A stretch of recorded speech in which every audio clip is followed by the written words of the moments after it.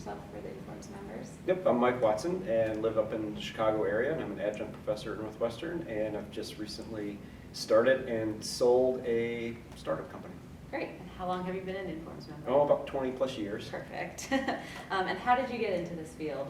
Well, so I got into this field, I was an undergrad in math, and I was traveling in Australia, and I was up in northern Australia in a youth hostel having an interesting conversation with someone. This was when I was in college, over a few beers, and he convinced me that it would be very cool to use math to model and solve real world problems, and I came away totally convinced, and I had the best conversation. Wow. And decided then and there that I would go into this field. And then the next day I was telling my friends about this guy, because he was also riding his motorcycle even further into the rainforest, and they all said, oh, this guy's stupid. He's going to get eaten by crocodiles if he goes up there. It's very dangerous. I'm like, okay. But I still stuck with his advice, and it made me realize that some people can have good advice on one thing and bad on another. Sure. Did he make it back? I never got his name. I have no idea who this guy is. He has no idea. Right. I took it and ran with it. That's great. So you were in college when this happened? In college, right. So were you already on that path, or did you I was already major? on that path. Okay. So I already liked math, but I think this Okay. kind of cemented it. It was Got like, it. having that kind of conversation, like, Okay. yeah, this is something that I could do with my career. Okay, so it's not like you were, going to go to law school and you're like, nope, changing it No, now. right, exactly. I was sort of on this path. Yeah. Maybe if I didn't bump into him, I still would have ended up here. Yeah, well, But you never know how these you things never go. know. That's what you keep with you. So how about any advice for students in this field? And they're not all going to have, that Yeah. good advice. So, yeah, right. So what's your advice? I think a couple things. So my first advice is basically for students in general. Like I think a lot of people just don't know about this field, and Yeah. even data scientists. My advice to them is like at least explore what OR and optimization might have to offer, because at minimum it's going to be good for your career. At maximum, maybe this is something that might be a better fit than a machine learning specialist. Yeah. So I kind of preach that, and then if someone's already in this field, Yeah. what I try to tell them is, take a job right out of school that you're gonna, work pretty hard your first couple of years, so you get a sense of sort of what the industry's about. Yeah. And, it might not be the most pleasant kind of advice, but I think it's good advice that's, dive in and, get the cycles in and sort of really understand this. It can lay the groundwork for the rest of your career. Yeah. So what about the choice between going into industry or academia for the students? Any advice on that piece? Or just pick one and dive into it? Yeah, maybe pick one and dive into it. Like especially if you're a PhD student, because that was the boat I was in, and I just kind of felt like I was more drawn to working in industry, sort of solving the problems that companies had rather than doing research. Right. I've been able to keep a finger or toe in the academic world, being an adjunct professor, and that's been kind of a nice mix, because I really like the teaching probably better than the research, and I was probably better at that, and so this was a good role for me. Perfect. Yeah. And how have you seen the analytics field change since you started it? The field, since you started in it. Yes. Of course, the huge change that I really loved was just the whole rise of AI and machine learning. So that was sort of the big, I guess it started with, Tom Davenport and analytics. So just adding analytics to what we did, and then seeing the rise of AI, and it was just kind of fun having a front row seat on that, as having a company that was focused on both of those things. And I thought, that was like this huge change that I would not have anticipated, 20 years ago. Yeah. So you mentioned in one of your pieces of advice about just the visibility of OR and analytics careers.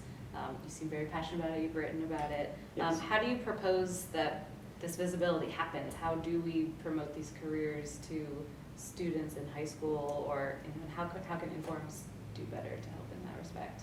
Yeah, so just I'm not sure exactly how to promote it. I think one of the ways. We need someone to tell us so we can. Right, exactly. I like the idea of telling the stories of what we do. The Yeah. Edelman Prize is an awesome way to say, Yeah. these are the kinds of things that we do, and they're important problems, they're big problems, they're intellectually challenging.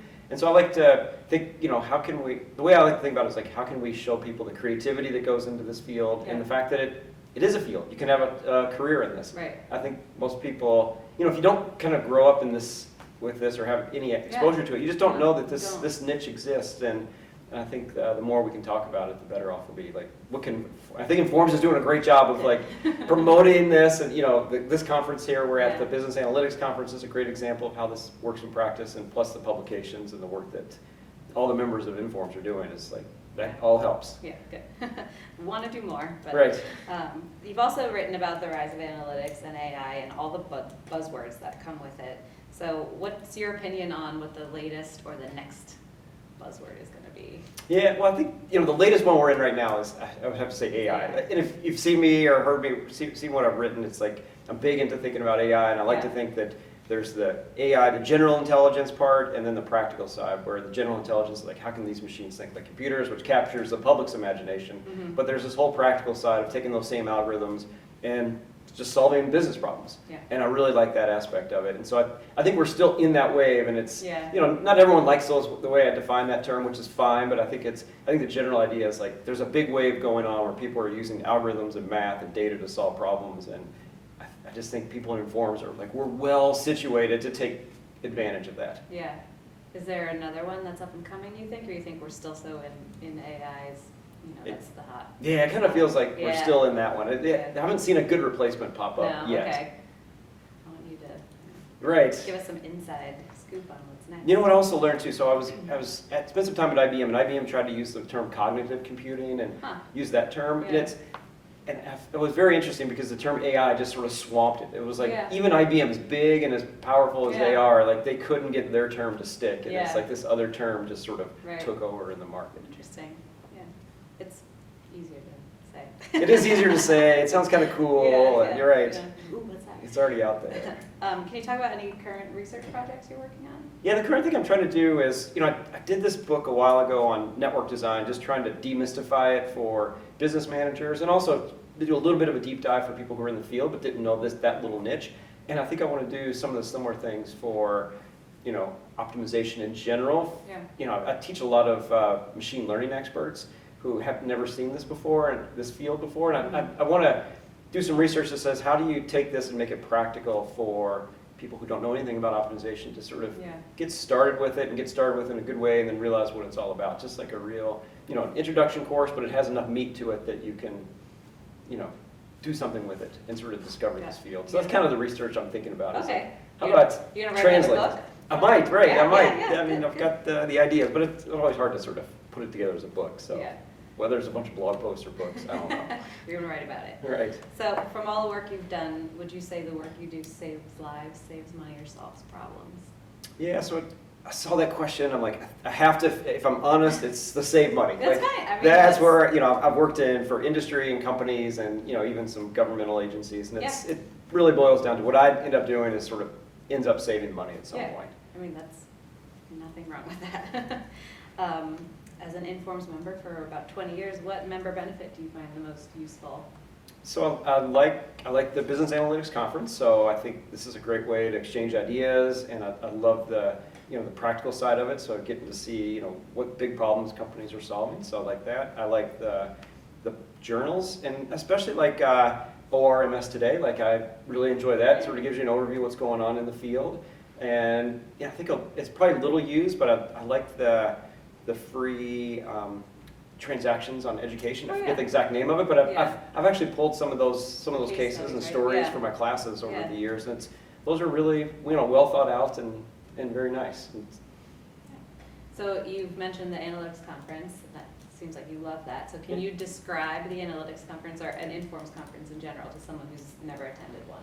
How would you describe it? Yeah, so this one in particular, I think, is if you are running a data science group or running an optimization group, this is the conference where you'll hear practical stories, but you also get a lot of meat behind the story. Mm-hmm. So you get a lot of detail for exactly, how it was done. Right. And I think that's different from a lot of other conferences where you may just get the 30,000-foot pitch, and you may have no clue like how it was actually done.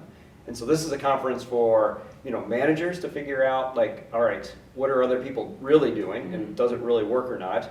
And then it's for the doers who can sort of also network and see what techniques they need to brush up on, or there are new things that they need to learn. Good. Yeah. So in my mind, this should be like the premier conference for anyone in this field. Yeah, that's how we market it. Yeah. So give us some trivia about yourself. All right, so my fun piece of trivia about myself is that, and it is a good story, so my sister about 18, 20 years ago had a very aggressive form of cancer, and kind of her last chance was a stem cell transplant, and it turned out I was a match. There was like a 25% chance, and she has one sibling, that's me, so I was a match, and I was able to donate my stem cells, and it took care of her cancer. So that was. What does that entail? How do you? So they used to scrape it out of your back. Okay. That, I think that was how the bottom of your spine. But Yeah. now what they did, or at least what they did when I did it, is you take this drug that increases the pressure inside of your bones and it forces stem cells into your bloodstream. And it feels kind of like that because Really? it was sort of painful in a weird kind of way, your Yeah. bones having more pressure. But then the stem cells are circulating your blood. They just hooked me up to a machine where they took blood out of one arm, went through a machine, and then they put my blood right back in the Yeah. other arm. I sat there for like 4 hours, Yeah. and they had this little baggie of stem cells, and it basically was that. It was the most un-Hollywood thing because I Yeah. thought it was like, it was Right. like, that's it. And then Yeah. I watched them pour it into my sister, and Wow. I'm sort of, again, expecting the Hollywood thing, like, start brighten up, and it was Right, like, no, she just kind of just lay there. Like and a Marvel movie. Right, exactly. It took a couple weeks, but it was a good experience. I would Yeah. encourage anyone to, sign up as a register, and it was, relatively easy. Yeah, and so you do save lives too. I guess I do, right. Well, thank you so much for your Well, time thank you. today. Yeah. Appreciate it.